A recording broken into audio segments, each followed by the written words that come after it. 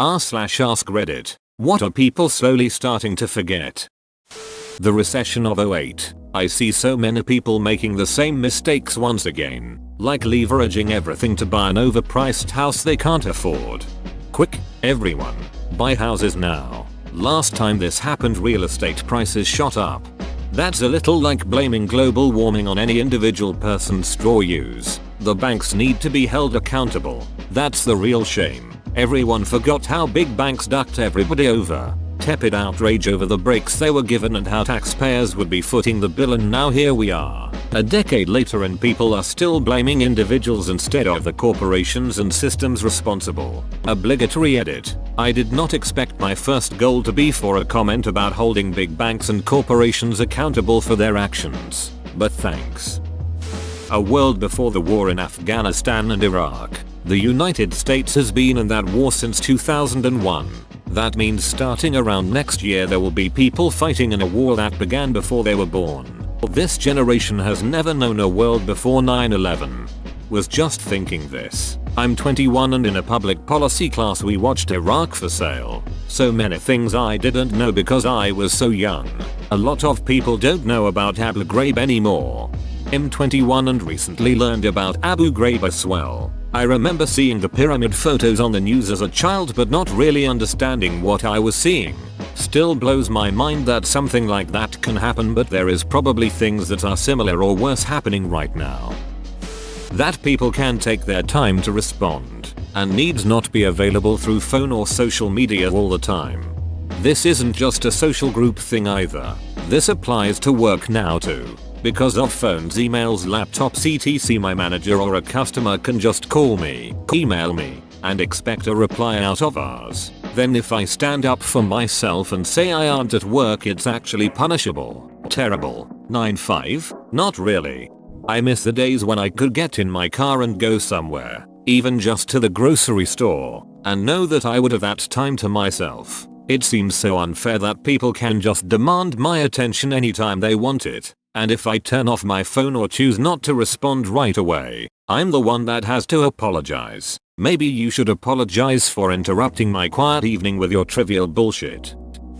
Phone numbers, addresses, etc. With the ability to save numbers to your phone and Google just about every address out there, many people don't seem to commit them to memory anymore.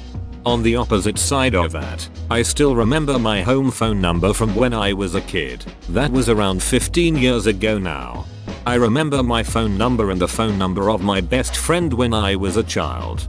LOL. When I was in HS. During the most boring math class in the world, and since I was so in love, I would add my phone number and the number of my GF together. I can still remember all three to this day. Nature. 100 years ago you could catch a cod that was 6 feet long off the coast of Newfoundland. Today you're lucky if you get one that is a foot. The strange thing is that people are equally excited. Now we just think that cod are max 2 feet in length. Ecological amnesia is the term, I believe. Definitely thought you were exaggerating or something until I looked it up. A 6.5 featuring 96 kilograms cod sounds absurd and terrifying to fish for. The Panama Papers. Seriously should be a top comment. I haven't seen a single thing about it since that month it happened. That's insane. The reporter investigating it died. I might be misremembering, but I think she was killed by a car bomb. They cover it up quickly when it comes to money.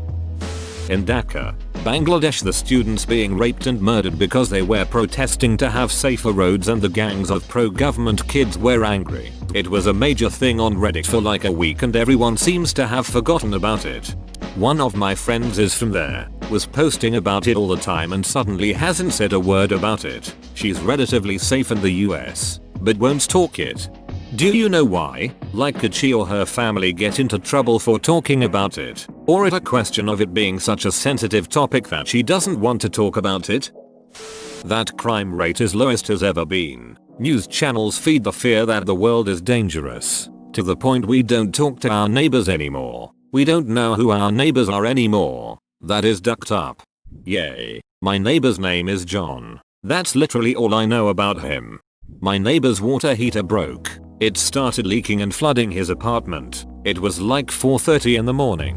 but I was up. He saw the light and knocked on my door, asking for the apartment's emergency number. He couldn't believe that I opened the door, gave him the number from my phone, and then ran over to his apartment with my garden hose to redirect the water to his bathroom while he called the emergency people. This was the first time we met. He thanked me profusely and later gave me a gift card. We are good friends now. He still brings up the fact that I opened up my door to a stranger at 4:30 in the morning. People forget that there was a time when this used to be common neighborly behavior. That Reddit had no ads not that long ago. Neither did YouTube. Those were the days. Not having a go, just an observation. A website with 100 users per month costs like $5 per month and can be maintained in your spare time. With millions of users per day, you'll need to spend a lot of money on servers and people to maintain and manage the site. The World Wars, the Cold War, and just how fragile and valuable this society we've built up over the last 100 years is. We live in a society, but really, there are so many people in Western countries that get radicalized and think war is no big deal. They have no idea what luxury it is, in the grand scheme of things, to be able to live without the constant threat of death or violence. Yet, we've forgotten about the horrors of war in developed countries, in places like North America, Australia or New Zealand, because they've never really experienced modern war in their homeland, and in the rest, because the people who did have mostly died, the grandparents of our generation, millennial Gen Z, were the youngest of the victims of World War II and the conflicts that surrounded it. It's crazy to think that my grandparents had to go through exile, hunger and fear when they were just children, and that one of my grandfathers was sent to the front and ended up in a concentration camp when he was younger than I am now. Politics are becoming more and more radicalized, and we are starting to hear a very confrontational and even bellicose speech. It might seem like an overreaction, but it's scary to think that it all started like that here in Europe in the 1920s and 1930s. The importance of your privacy. There's a documentary in Curiosity Stream where Edward Snowden says something profound. It's not about having something to hide. It's about having something to protect. That thing is liberty. Saying you don't care about privacy because you have nothing to hide is no different from saying you don't care about freedom of speech because you've got nothing to say. The reason all those international, rules-based organizations were created after World War II. In my education, it was the part of history that got the least attention, either because it's not as interesting or because it gets too close to modern day politics and is more controversial. I'm not really sure why, but it's one of many flaws in the education system, I think. What America was like before 9/11. We've become a lot more paranoid and willingly gave up a lot of our freedoms to buy the illusion of security, and we don't really think of the ramifications of everything the Patriot Act has in it. Current first-time voters literally don't remember that Matthew Broderick killed 2 people with reckless driving and only had to pay $125 by saying he lost his memory. Edit. $175. I didn't forget. I had no knowledge of this. I'm surprised to find it is true. The Equifax breach. I try and bring this up all the time. Legitimate personal data was stolen, SS and CC numbers, and everyone just shrugs or mentions the FB breaches as if they are comparable. People shrug because there's nothing you can do about it. It happened to almost everybody you know. That the internet was not always around. That the person or the president is not supposed to be the primary focus of the news every single day. The 24-hour news cycle is a relatively recent invention. It's fascinating to look back at American history and see periods where the president dominated Washington and the times when Congress dominated the discussion. I think what is worse than the 24/7 news cycle is the 24/7 social media. Memes and misleading infographics have become the new face of yellow journalism. What it is like to have loved ones, especially children, catch diseases that today can be prevented through vaccinations. To read the accounts of children developing the symptoms of polio and having them forcibly removed from homes by civil authorities. Neighbors watching, while screaming mothers and fathers tried to stop it, deny that their children were ill. I think if we were exposed to this today, some wouldn't be so resistant to vaccinations. We are becoming victims of our own exceptionalism. How getting a degree was only needed for a job. You could get anything you wanted and still go into a technical position. Now, your degree is essentially obsolete without the right degree or experience, or anything meaningful that makes your background better than the people you're competing against. A degree nowadays is the same weight as a high school diploma 20 years ago.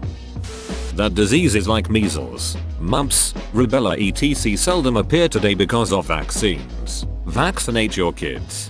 2 of my grandparents lost siblings to diseases that you can either vaccinate for today or have treated with antibiotics. My great uncle, still alive, was paralyzed by polio for 2 years when he was a kid. His grandniece is anti-vax and anti-medicine, and treats her kids with essential oils and bullshit. It's horrifying that this is still in living memory, yet we've apparently already forgotten. If you want a good look at the horrors these diseases bring, look through your genealogy. You'll almost certainly find examples of children who died from the measles, or families wiped out by scarlet fever.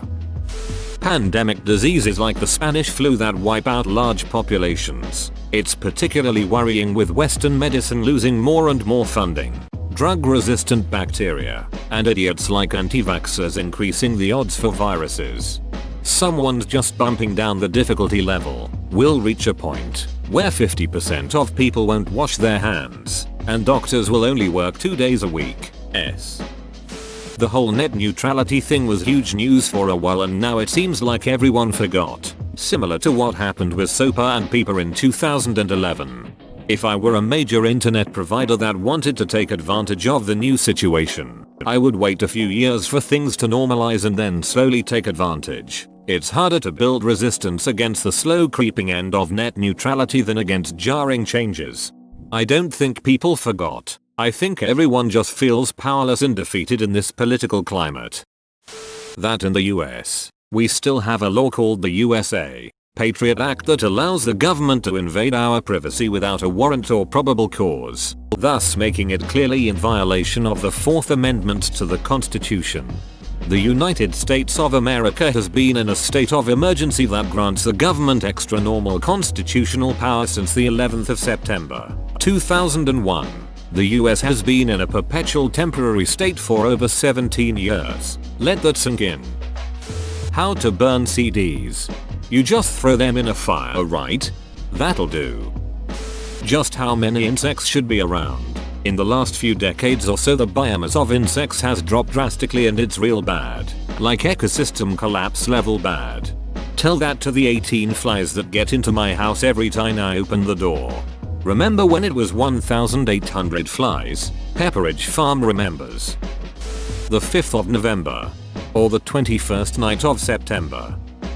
I always think about songs that will have lost their meaning to a generation that doesn't understand. And songs that aren't too old, like Paul Simon's Kodachrome. And BNL's Hook and Line. About keeping a phone off the hook to avoid communication. Life progresses. Change is not all bad. But we do lose some things along the way. Just judging by the current political climate, exactly how Hitler came into power and how quickly German citizens lost their rights, people tend to think of World War II as so long ago and that the Holocaust could never occur again, but the truth is most of those people were just like you and me, and in just a few years the fragile democracy we currently have can easily be taken away from us. Whoa, you made it to the end? You're a ducking beast. I'll cut you a deal. Smash like and subscribe for more curated content, bruh. It's free and that's a great price.